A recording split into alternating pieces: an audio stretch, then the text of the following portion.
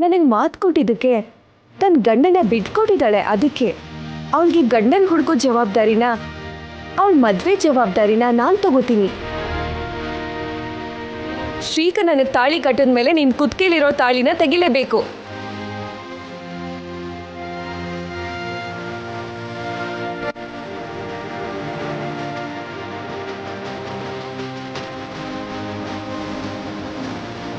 ಅಲೇಖ್ಯ ಎಷ್ಟೇ ಮಾತಾಡಿದ್ರು ನಾನು ಮಾತ್ರ ನನ್ನ ಭಾವ ಕಟ್ಟಿರೋ ತಾಳಿನ ತೆಗಿಯೋ ಮಾತೇ ಇಲ್ಲ. ಕೂತ್ಕೋ ಗೀತಾ.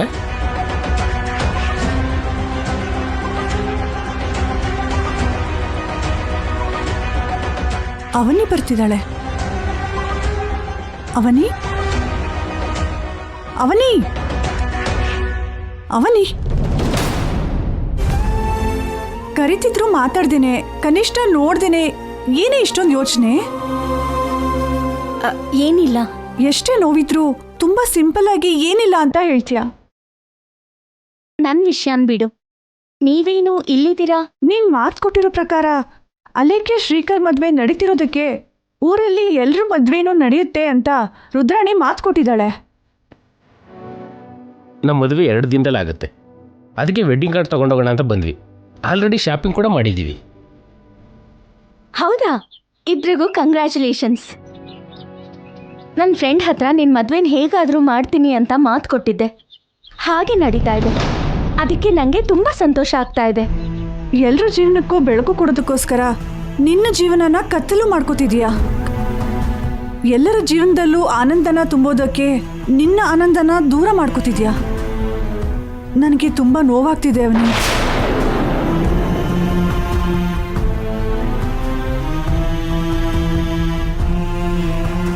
ಮೊದಲಿಂದಲೂ ನೀವು ಪಡ್ತಿರೋ ಕಷ್ಟನ ಗೀತಾ ನನ್ನ ಹತ್ರ ವಿವರವಾಗಿ ಎಲ್ಲ ಹೇಳಿದ್ದಾಳೆ.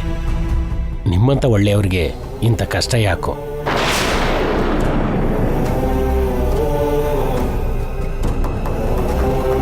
ಹೆಸರಿಗೆ ಮಾತ್ರ ದೊಡ್ಡ ಮನೆ ಸೊಸೆ ಆಗಿದ್ಯಾ. ನಿನ್ನ ಜೀವನಕ್ಕೆ ಮಾತ್ರ ತುಂಬಾ ಅನ್ಯಾಯ ಆಗಿದೆ. ನನ್ನ ಮಾತು ಕೇಳಿ, ಇವಾಗಾದರೂ ನಿನ್ನ ಮನಸ್ಸು ಬದಲಾಯಿಸ್ಕೋ. ಹೌದು ಅವನಿಯವರೇ, ನಮ್ಮ ಮದುವೆ, ಊರಿನವ್ರ ಮದುವೆ 2 ದಿನ ಆದಮೇಲೆ ಆಗಲಿಲ್ಲ ಅಂದರೂ 2 ತಿಂಗಳ ನಂತರ ಆದರೂ ಆಗ್ಬೋದು, ಇಲ್ಲ ಇನ್ನೂ ತಡ ಆದರೂ ಆಗ್ಬೋದು. ಆಗಲಿ ಬಿಡಿ. ನಮ್ಮೆಲ್ಲರ ಬಗ್ಗೆ ಯೋಚನೆ ಮಾಡಿ ನೀವು ನಿಮ್ಮ ಸಂಬಂಧನ ಹಾಳು ಮಾಡ್ಕೊಳ್ಳೋದಕ್ಕೆ ಪ್ರಯತ್ನ ಪಟ್ಟಿದ್ದು ತುಂಬ ಬೇಜಾರಾಗ್ತಿದೆ. ನೀವು ಹೇಳಿದಷ್ಟು ಸುಲಭವಾಗಿ ಮನಸ್ಸನ್ನು ಬದಲಾಯಿಸ್ಕೊಳ್ಳೋ ಪರಿಸ್ಥಿತಿಲಿ ನಾನಿಲ್ಲ. ನನಗೆ ನನ್ನ ಪ್ರಾಣಕ್ಕಿಂತ ಅತ್ತೆಯವ್ರ ಪ್ರಾಣ ಮುಖ್ಯ. ನನ್ನ ಸಂಸಾರಕ್ಕಿಂತ ಅಮ್ಮನವ್ರ ವಿಗ್ರಹ ಮುಖ್ಯ. ಹಾಗಂತ ನನ್ನ ಭಾವನ ಬಿಟ್ಟು ನಾನಿರೋದಿಲ್ಲ. ಆದರೂ ಸರಿ ತಪ್ತಾ ಇಲ್ಲ. ನೀನು ಏನಾದರೂ ಹೇಳು, ನೀನಂತೂ ಶ್ರೀಕರ್ ಅವ್ರನ್ನ ಬಿಡೋದು ನನಗಿಷ್ಟ ಇಲ್ಲ.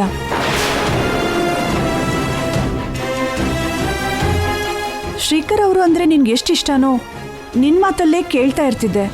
ಅವರು ಅಂದರೆ ನಿನಗೆ ಎಷ್ಟು ಪ್ರೀತಿನೋ ನೀನು ಹೇಳುವಾಗಲೇ.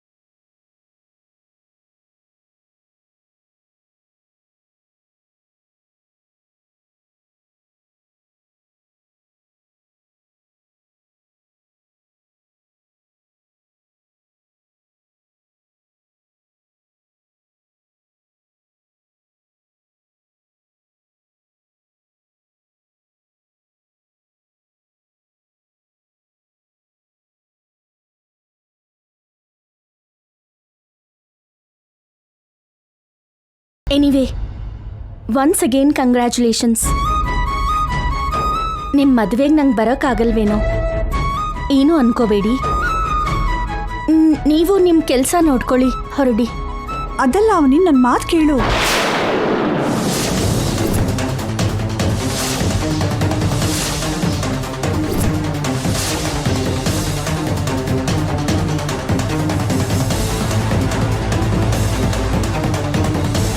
ಫ್ರೆಂಡಾಗಿ ನೀವು ಹೇಳಬೇಕಾಗಿದ್ದನ್ನ ಹೇಳಿದ್ರೆ ಗಂಡನಾಗಿ ನಾನು ಹೇಳೋದನ್ನ ದಿನ ಹೇಳ್ತಾ ಇದ್ದೀನಿ.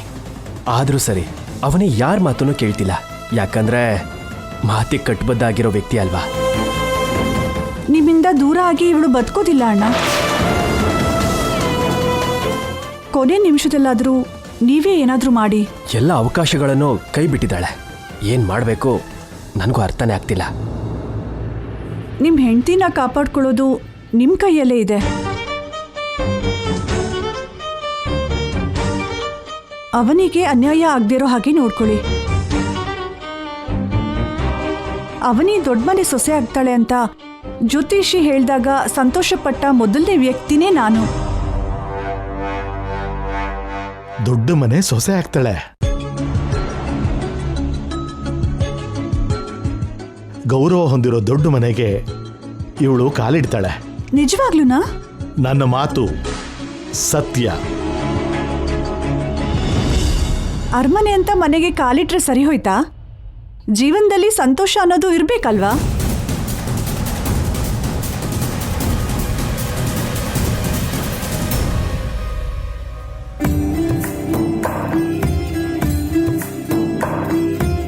ನಿನಗೋಸ್ಕರ ಮನೇಲೆಲ್ಲ ಹುಡುಕ್ತೆ, ಕಾಣಿಸ್ಲಿಲ್ಲ.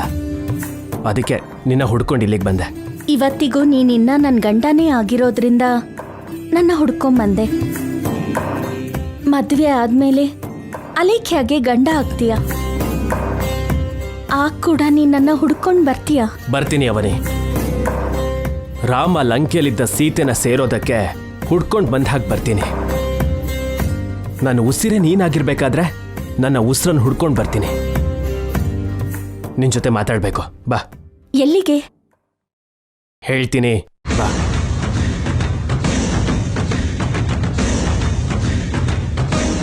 ಕೂತ್ಕೋ.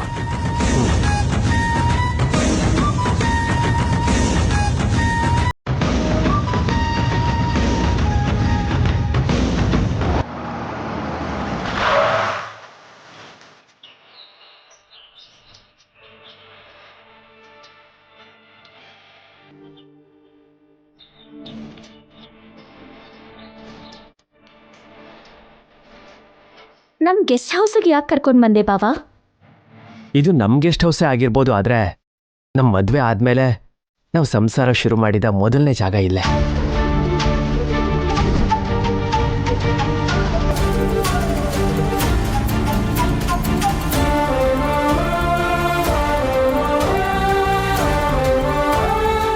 ಇಲ್ಲಿ ನಮ್ಮ ನೋವುಗಳಿದೆ, ಸಂತೋಷಗಳಿದೆ, ತುಂಬಾ ನೆನಪುಗಳು ಕೂಡ ಇದೆ ಅಲ್ವಾ? ಹೌದು. ಆದ್ರೆ ಇವಾಗ ಇಲ್ಲಿಗೆ ಯಾಕೆ ಕರ್ಕೊಂಡು ಬಂದೆ? ಒಂದು ಮುಖ್ಯವಾದ ವಿಷಯನ ಮಾತಾಡಬೇಕು ಅಂತ ಕರ್ಕೊಂಡು ಬಂದೆ. ಏನದು ಬಾವಾ? ಹೀಗೆ ಹೊರಗಡೆ ನಿಂತು ಹೇಳೋದ್ರಲ್ಲಿ ಯಾವುದೇ ಥ್ರಿಲ್ ಇರೋದಿಲ್ಲ. ನಾನು ಪ್ಲಾನ್ ಮಾಡಿರೋ ಸರ್ಪ್ರೈಸ್ನ ಒಳಗಡೆ ಕರ್ಕೊಂಡೋಗಿ ತೋರಿಸಿದ್ರೇನೆ ಚೆನ್ನಾಗಿರತ್ತೆ. ಏನಾಗಿರ್ಬೋದು ಅಂತ ತುಂಬಾ ಎಕ್ಸೈಟಿಂಗ್ ಆಗಿದೆ. ಇನ್ನು ಕೆಲವೇ ನಿಮಿಷಗಳಲ್ಲಿ ರಿವೀಲ್ ಮಾಡ್ತೀನಿ. Close your eyes. ಅದೆಲ್ಲ ಬೇಕಾ? ಅಗತ್ಯನೇ. ಮೊದಲು ಕಣ್ಣು ಮುಚ್ಕೋ. ಹ್ಮ್.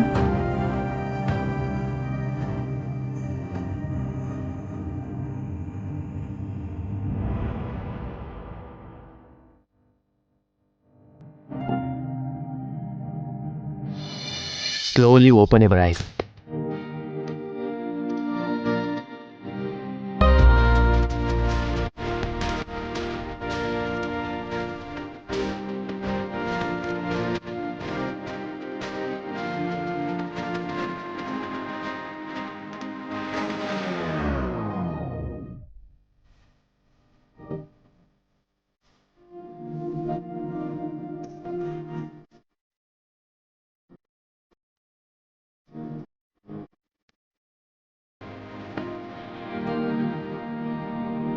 ಏನ್ ಬಾವಾ, ಯಾಕಿದೆಲ್ಲ?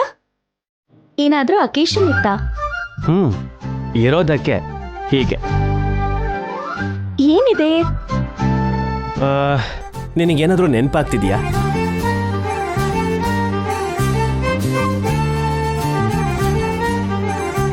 ನೆನ್ಪಾಗ್ತಿಲ್ಲ ಬಾವಾ. ಚೆನ್ನೈ ಪೊಲೀಸ್ ಸ್ಟೇಷನಲ್ಲಿ ನಾನು ನಿನಗೆ ತಾಳಿ ಕಟ್ಟಿದ್ದು ಇವತ್ತೇ.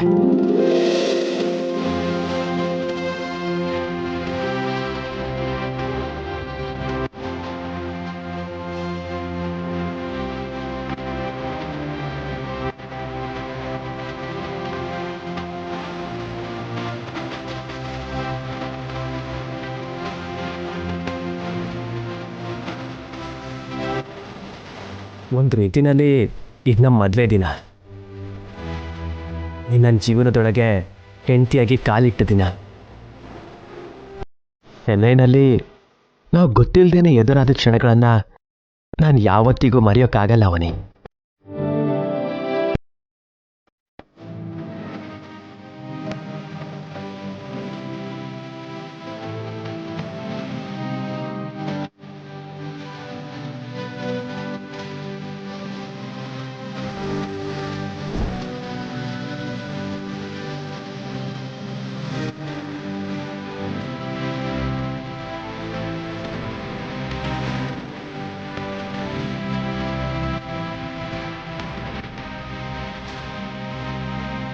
ಅದನ್ನು ನಾನಾಗಲಿ ನೀನಾಗಲಿ ಊಹಿಸ್ತಾ ಇರೋ ದಿನ. ನಾವಿಬ್ರು ಅಲ್ಲಿ ಒಂದಾಗ್ತೀವಿ ಅಂತ ಕನ್ಸಲ್ಲಿ ಕೂಡ ಅನ್ಕೊಳ್ದೇ ಇರೋ ದಿನ. ನಮ್ಮ ಜೀವನನ ಬದಲಾಯಿಸಿದ ದಿನ, ನಮ್ಮನ್ನ ಗಂಡ ಹೆಂಡತಿಯಾಗಿ ಮಾಡಿದ ದಿನ ಇವತ್ತು. ಅದಕ್ಕೆ ನಿನ್ನ ಇಲ್ಲಿ ಕರ್ಕೊಂಡು ಬಂದೆ. ಅವತ್ತು ನಾನು ಎಷ್ಟು ಆನಂದವಾಗಿದ್ನೋ ಇವತ್ತು ಕೂಡ ನಿನ್ನ ಜೊತೆ ಅಷ್ಟೇ ಆನಂದವಾಗಿರಬೇಕು ಅಂತ ಪ್ಲಾನ್ ಮಾಡಿ ಇಲ್ಲಿ ಕರ್ಕೊಂಡು ಬಂದೆ ನಿನ್ನ. ಮನೇಲಿ ಮನಃಶಾಂತಿ ಇಲ್ಲ. ಇವತ್ತಾದರೂ ಯಾರ್ದು ಡಿಸ್ಟರ್ಬೆನ್ಸ್ ಇಲ್ದೇನೆ ಈ ದಿನ ಪೂರ್ತಿ ಇಲ್ಲೇ ಕಳೆದು ಮನೆಗೆ ನಾಳೆ ಹೋಗೋಣ. ನಾಳೆನಾ? ಮನೇಲಿ ಏನು ಅನ್ಕೋತಾರೆ ಬಾವಾ? ಮನೆಯವ್ರ ಬಗ್ಗೆ ಇವತ್ತು ಮರ್ತು ಹೋಗೋ. ಫೋನ್ ಕೂಡ ಸ್ವಿಚ್ ಆಫ್ ಮಾಡಿ ಸೈಡಲ್ಲಿ ಇಟ್ಬಿಡೋಣ. ಅಲೆಕ್ಕೆ ಜೊತೆ ನನ್ನ ಮದುವೆ ವಿಷಯದಲ್ಲಿ ಏನು ನಡೆಯುತ್ತೋ ಗೊತ್ತಿಲ್ಲ, ಆದರೆ ತಾಳಿ ತೆಗಿಯಲ್ಲ ಅಂತ ಎಲ್ಲರ ಮುಂದೆ ಕಡಾಖಂಡಿತವಾಗಿ ಹೇಳಿದೆ. ಅದಕ್ಕೆ ನನಗಿನ್ನೂ ಆನಂದ ಆಗ್ತಿದೆ. ತಾಳಿಗೋಸ್ಕರ ಹೋರಾಡೋದು, ತಾಳಿ ಕಟ್ಟಿದವನಿಗೋಸ್ಕರ ಹೋರಾಡೋಕೆ ನಿನ್ನಿಂದ ಆದಾಗೆ ಇನ್ನೊಬ್ಬನ ಕೈಲಾಗಲ್ಲ. ನಿನ್ನಂಥವರು ಅಲ್ಲಲ್ಲಿರೋದಕ್ಕೆ ಗಂಡ ಹೆಂಡತಿ ಸಂಬಂಧಗಳು ಇನ್ನೂ ಉಳ್ಕೊಂಡಿದೆ. I love you Avani. I love you so much. ನನ್ನ ದೇವತೆಗೆ ಇವತ್ತು ಹೂವಭಿಷೇಕ ಮಾಡಬೇಕು ಅಂದ್ಕೊಂಡಿದ್ದೀನಿ.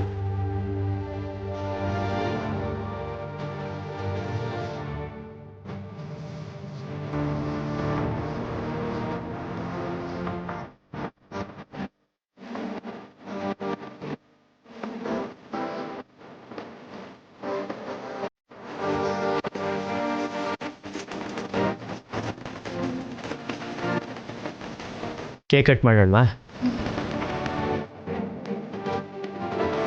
Happy anniversary.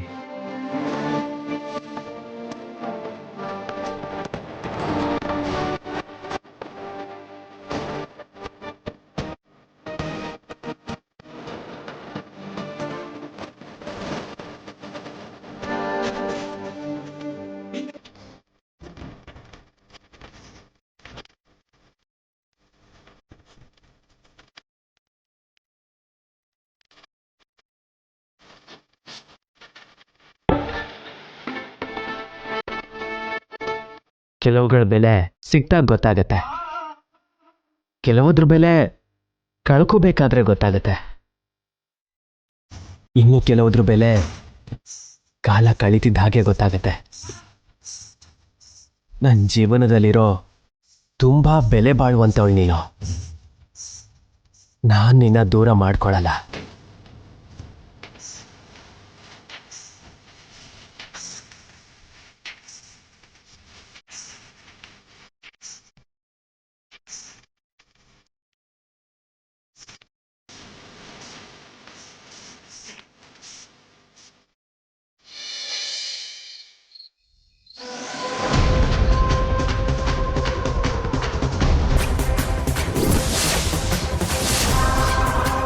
ನನ್ನ ಭಾವನ ಜೊತೆ ನಿನ್ ಮದುವೆ ನಡೆಯುತ್ತೆ ಅಂತ ನಾನು ಅನ್ಕೋತಾ ಇಲ್ಲ. ನನ್ನ ಭಾವ ನನ್ನ ಕತ್ತಿಗೆ ಕಟ್ಟಿರೋ ಈ ಪವಿತ್ರವಾದ ತಾಳಿನ ನಾನು ತೆಗಿಯಲ್ಲ.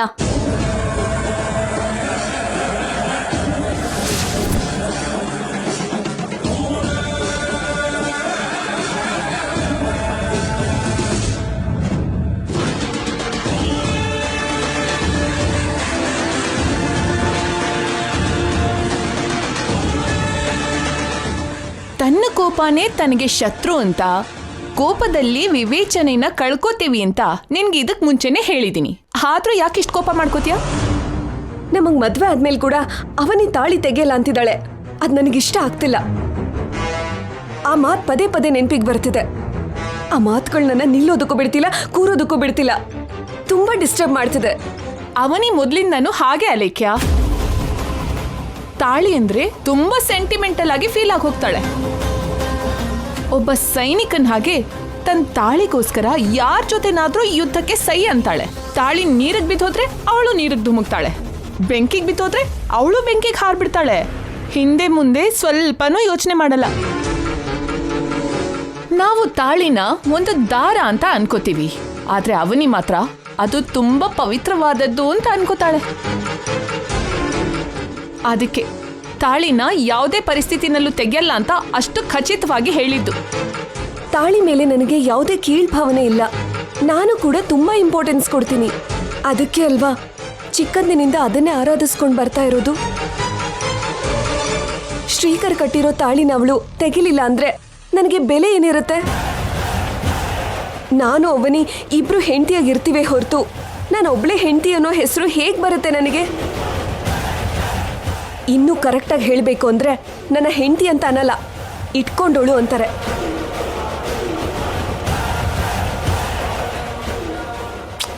ನೀನ್ ಹೀಗೆ ಮಾತಾಡ್ತಿದ್ರೆ ನೀನೇ ಕರೆಕ್ಟ್ ಅಂತ ಅನಿಸ್ತಾ ಇದೆ. ಒಬ್ಬ ಗಂಡ್ಸ್ ಕಟ್ಟಿರೋ ತಾಳಿ ಇಬ್ರು ಹೆಣ್ಮಕ್ಳು ಕತ್ತಲ್ಲಿ ಇರ್ಕೊಡ್ದು. ಆವಾಗ ಸಮಾಜ ಇಬ್ರು ಅವನ್ ಹೆಂಡತಿ ಅಂತಾನೆ ಪರಿಗಣಿಸತ್ತೆ. ಜೊತೆಗೆ ಅವಳ ತಾಳಿನ ತೆಗೆಯಲ್ಲ ಅಂತ ಯಾಕಷ್ಟೊಂದು ಹಠ ಮಾಡ್ತಾ ಕೂತಿದ್ದಾಳೆ ಅಂತ ಗೊತ್ತಾ? ಯಾವ ನಿಮಿಷದಲ್ಲಾದ್ರೂ ಆ ತಾಳಿನೇ ಅವಳ ಬಂಧನ ಕಾಪಾಡತ್ತೆ ಅಂತ ತುಂಬಾ ನಂಬ್ತಾ ಇದ್ದಾಳೆ. ಅದಕ್ಕೆ ಬಿಡೋದಕ್ಕೆ ಸಿದ್ಧವಾಗಿಲ್ಲ ಅವಳು. ಅವ್ರು ದೂರ ಆಗೋದ್ರು ಶ್ರೀಕರ್ಗೆ ಹೆಂಡತಿಯಾಗೇ ಇರಬೇಕು ಅಂತ ಯೋಚನೆ ಮಾಡ್ತಿದ್ದಾಳೆ. ನೀನ್ ಏನೋ ಒಂದು ನಿರ್ಧಾರ ತಗೊಳ್ಳಿಲ್ಲ ಅಂದ್ರೆ ಯಾವತ್ತಿಗೆ ಆದ್ರೂ ಅವನೇ ನಿನ್ಗೆ ಒಂದು ತೊಂದರೆ ಆಗುವ ಅಪಾಯ ಖಂಡಿತ ಇರತ್ತೆ ಅಲೇಖ್ಯ. ಇಷ್ಟು ರಾತ್ರಿ ಆಗಿದೆ, ಇಬ್ರು ಮನೇಲಿ ಕಾಣಿಸ್ತಾ ಇಲ್ಲ. ಅವರು ಎಲ್ಲೆಲ್ಲಿ ತಿರ್ಗಾಡ್ಕೊಂಡು ಬರ್ತಾರೆ ಗೊತ್ತಾ? ಮೊದಲು ಮೂವಿಗೆ ಹೋಗ್ತಾರೆ, ಅಲ್ಲಿಂದ ರೆಸ್ಟೋರೆಂಟ್ಗೆ ಹೋಗ್ತಾರೆ, ಆಮೇಲೆ ಆಮೇಲೆ ಇದು ಹೇಳಕ್ ಸ್ವಲ್ಪ ಕಷ್ಟ ಆಗತ್ತೆ. ಹೇಳು ನಿಹಾರಿಕಾ, ಪರವಾಗಿಲ್ಲ. ಗೆಸ್ಟ್ ಹೌಸ್ಗೆ ಹೋಗ್ತಾರೆ. ಅಂದ್ರೆ ಅವ್ರು ಮೊದಲೆಲ್ಲ ಮಾಡಿರೋದನ್ನೇ ನಿನ್ಗೆ ಇವಾಗ ಹೇಳ್ತಾ ಇರೋದು. ನೀನೇ ಸರಿಯಾಗಿ ಯೋಚನೆ ಮಾಡಿ.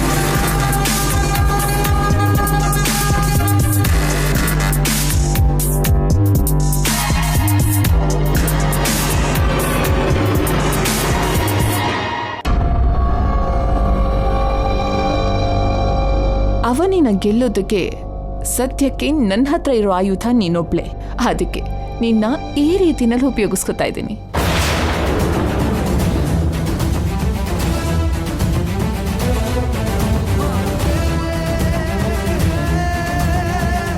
ನಾಳಿನೇ ಈ ಸಮಸ್ಯೆಗೆ ಅಂತ್ಯ ಹಾಡ್ತೀನಿ.